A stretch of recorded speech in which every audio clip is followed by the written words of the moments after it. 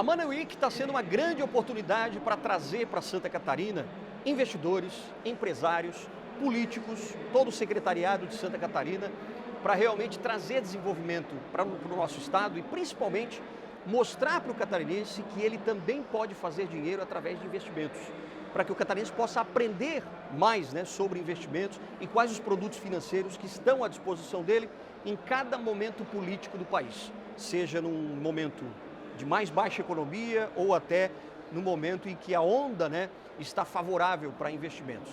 Então a gente está aqui agora com um cara que está trazendo todo esse movimento aqui para Santa Catarina, que é o CEO da EQI Investimentos, Juliano Custódio, que já está aqui com a gente. Obrigado mais uma vez pela tua participação. Primeira coisa, a gente sabe que Santa Catarina já é um grande polo de investimentos, né? Como é que você vê a EQI trazendo esse grande público para cá através do Money Week? Como é que está sendo isso? A gente olha para São Paulo e a gente vê, caramba, São Paulo é maravilhoso, né? São Paulo é rico, São Paulo é pujante, é o motor do Brasil. Lá, puxa, as empresas lá são maiores, as empresas lá compram as nossas e todo mundo não entende por quê. É o acesso ao capital, é o acesso ao crédito, é o entendimento da economia, eles estão perto do dinheiro e a gente está trazendo o dinheiro para cá, porque aí eu começo a fazer quem sobra dinheiro, conhecer quem precisa de dinheiro. Então quem está sobrando vai investir e quem está precisando para crescer a empresa vai pegar o recurso de quem quer investir. E essa junção, do empresário que precisa de dinheiro para crescer seu negócio com o investidor que tem dinheiro sobrando e precisa rentabilizar, essa união é que gera riqueza. Então é por isso que a gente está trazendo todo mundo para cá, trazendo o dinheiro para cá. Porque isso tem tudo a ver, claro, com um processo de inovação de uma cidade, de uma região, a humanização também, porque vocês trazem um pouco dessa humanização. E aqui um ponto interessante que vocês estão tratando também é esse banco do futuro, quer dizer, como é que as empresas estão se preparando para isso? E os próprios bancos, né? Exatamente. Como é que é isso? Então, agora, você, para ter acesso a esse crédito, para ter acesso a esse capital, para poder gerar esse crescimento, tem algum dever de casa que a gente tem que fazer, né? Você tem que organizar a contabilidade da sua empresa, tem que organizar as finanças da sua empresa, você tem que ter uma auditoria interna mais robusta, você tem que ter uma governança corporativa mais forte, que daí esse investidor que tem o recurso, ele fica mais tranquilo para investir nessa empresa, porque ele sabe que o dinheiro vai voltar. Então, o processo educacional aqui é tanto para o investidor, também para o empresário que quer tomar o recurso, porque ele tem que aprender a tomar esse recurso, ele tem que aprender a conversar com esse investidor, agradar esse investidor e gerar a confiança necessária para o investimento vir nesse investidor. Vou tirar uma dúvida aqui com você, até para você orientar as pessoas que estão em casa.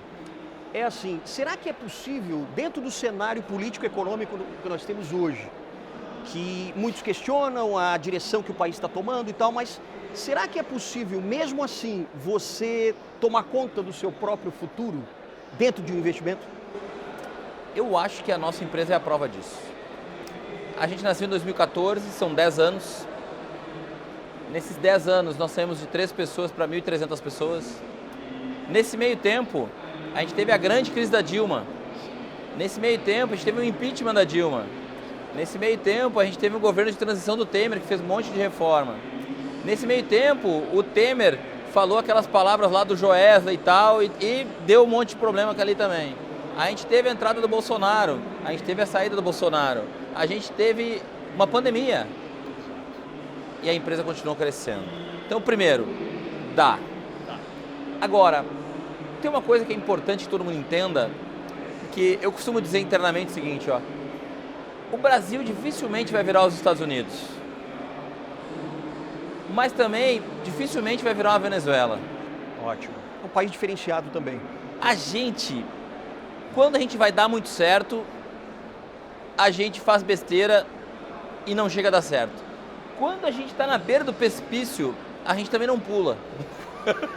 Ótima definição. Então, a gente fica ali nesse meio do caminho, né? E a gente precisa, como empresário, aprender a surfar isso. Para cada um desses momentos, existem investimentos diferentes. Porque a gente estava vendo ali as crises, né? E vocês acompanham as crises. Exatamente. E a nossa função é ler essas crises ler esses movimentos econômicos e debater com o nosso cliente o que fazer em cada fase de ciclo econômico, porque o mercado é cíclico sempre. É expansão monetária, retração monetária, expansão monetária, retração monetária, juro subindo, juro caindo, juro subindo, juro caindo. Quando o juro está subindo, é um tipo de investimento, por exemplo, pós-fixados. Quando o juro está caindo, é outro tipo de investimento, por exemplo, pré-fixado, fundo imobiliário, bolsa de valores. Então, para cada momento, a gente tem um investimento diferente. E é por isso que tem que entender de política, de economia, para daí entender de finanças. E aí tem um ponto essencial também que a gente está falando, que tudo isso depende um pouco da educação do povo, para que o povo possa ter. E a gente sabe que as escolas não formam na educação financeira, não tem nada disso e tal. Como trazer essa educação financeira, hein? É um projeto de longo prazo e exige uma dedicação do empresariado. Então, eu acho que chegou a hora do empresariado se dedicar mais à sua comunidade. Não há saída. Você tem que se dedicar à sua comunidade. Esse evento aqui a gente deveria fazer ele em São Paulo. Seria muito mais fácil encher esse evento para nós em São Paulo. Muito mais fácil de fazer em Balneário Camboriú. Né? Em São Paulo eu atrairia muito mais fácil esse público aqui. Talvez um público bem maior. Talvez eu pudesse cobrar um ingresso mais caro. Na verdade eu tenho certeza que eu poderia cobrar um ingresso mais caro. Eu arranjaria muito mais patrocinadores. Mas eu resolvi fazer dentro da minha comunidade. Tomei o risco de fazer isso aqui. Assim como a gente tomou o risco de montar uma faculdade de administração em business aqui na cidade, porque não tinha. Assim como a gente dá aula nas escolas, então tem que investir na comunidade. Chegou a hora. Balneário Camboriú é uma das cidades no Brasil onde o empresariado mais está envolvido com as políticas públicas que eu conheço. Mas a gente, pelo estado todo, tem que fazer mais disso. O interessante que você falou também já, essa discussão e esse diálogo do poder público com o privado. Exatamente. E isso é fundamental. Isso é fundamental, né? Porque o governante não pode ter a ideia de que ele é capaz de ler o que as pessoas querem ou o que elas precisam.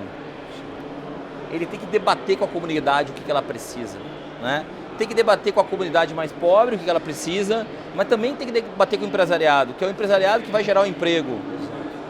É o empresariado que às vezes precisa de uma alteração de uma lei. E aí o incentivo não é nem dinheiro às vezes, tá? Exato. Às vezes é uma facilitação, uma facilidade, e assim, pelo amor de Deus, não podem pensar que quando eu falo facilidade é burlar uma lei, Claro. mas é uma liberação para uma obra. Em vez de levar 1 ano e meio para liberar um alvará para uma obra, por que não em 2, 3 meses?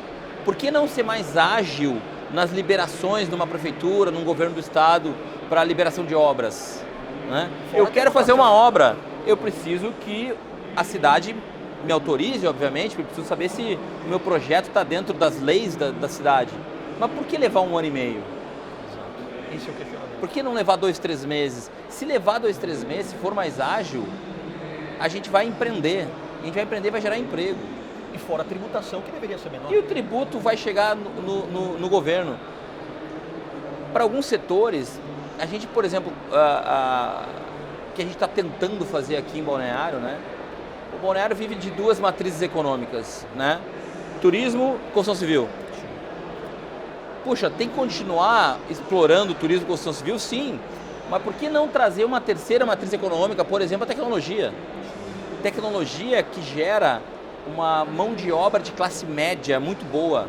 Porque o desenvolvedor, ele é o cidadão que ganha 8, 10, 12, 15 mil reais.